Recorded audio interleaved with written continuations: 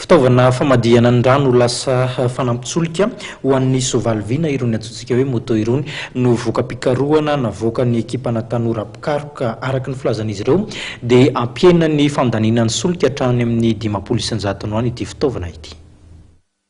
Tanora malagasy pikaroka no nahavita fitaovana izay ahafahana mamadika ny rano ho fanampitsolika. Ity fitaovana ity dia fitaovana natokana ho an'ny moto scooter aloha hatreto raha araka ny fanazavana ireto tanora ireto dia générateur HHO no anaran'ity fitaovana ity ary ahafahana mitsitsy solika hatrany amin'ny 500 isanjato nefa tsy mampiena ny tanjaky ny motera. Efa vita sedra sy fanandramana ity fitaovana ity araka ny nambaran'ny tompon'andraikitra. Araka ny efa nambara moa zany dia amin'izao fotoana izao dia efa mivoaka ny générateur HHO izay fitaovana mamadika ny rano fanampina carburant izay tsy nofinofy izy ity fa zavatra mivaingana be ohatry ity vitantsika eto Madagasikara ary anisan'izay tsara dia tsara raha oharina amin'ny qualité prix avy any ivelany zany.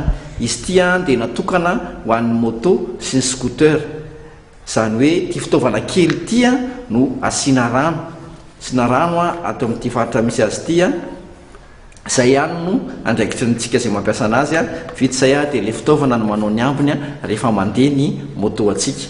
Tsara ny manamarika fa sady mampatanjaka ny moteur izy ity no mampihena ny fandaniana solika manomboka any amin'ny 520 isanjato hatrany amin'ny 500 isanjato zany ny économie de carburant ary miaro ny tontolo iainana ihany koa. Marihana fizahay dia sady manao fampiofanana manamboatra an'izy ity ihany koa azy antsika izay te hanamboatra fa tsy te hividy.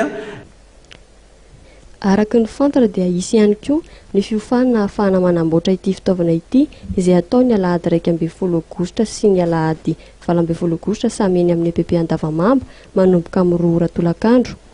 Efa eo ampanaovana ny fanandramana farany amin'ny fitaovam-pitsitsiana natokana ho an'ny fiaran-kehitriny ireto tanora ireto.